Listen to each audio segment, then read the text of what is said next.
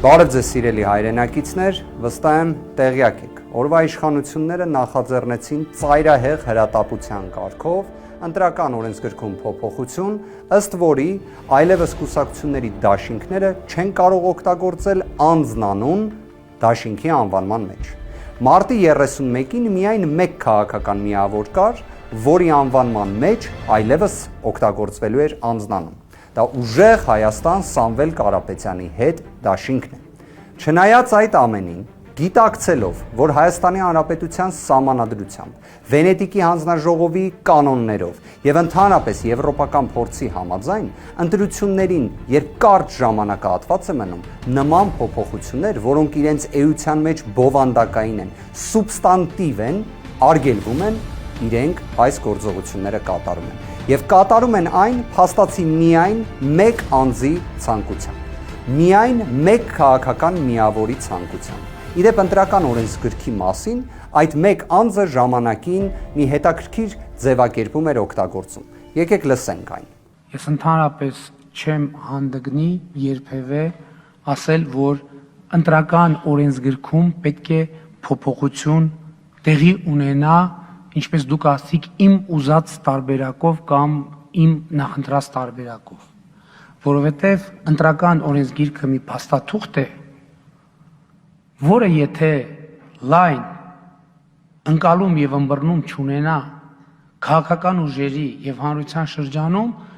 մենք կկորցնենք շատ կարեւոր բան։ Սիրելի հայրենակիցներ, տեսեք հերթական սուտը ինչպես է լինում։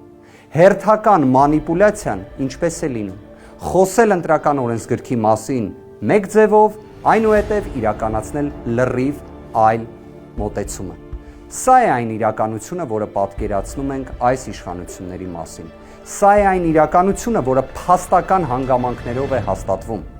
Գիտեք, վստահ եմ մեր հանրությունը այս ամենը արձանագրել է, այս ամենը փաստարկված արձանագրել է եւ դրանից էլ հետեւությունները կատարել է։ Փոփոխությունները հենց այդ նպատակով էլ ասում ենք, որ անխուսափելի են։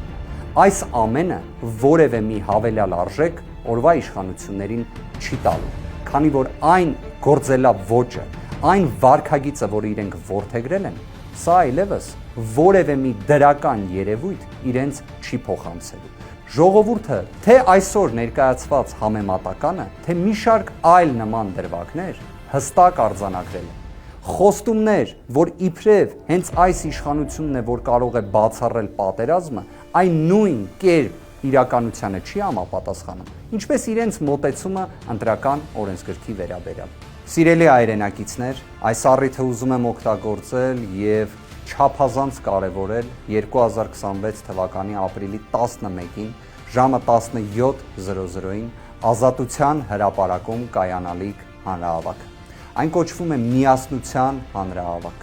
Այն նախաձեռնվել է մեր կողմից։ Եվ հենց խորհուրդը Միասնության հանրահավաքի նաև նրանում է, որ պետք է վերջ տանք պառակտումներին, որոնք կան մեր հասարակությունում, որոնք նախաձեռնվել են հենց օրվա իշխանությունների կողմից։ Չափազանց կարևոր է յուրաքանչյուրիս մասնակցությունը։ Աստված բոլորին պահապան, շնորհակալ եմ։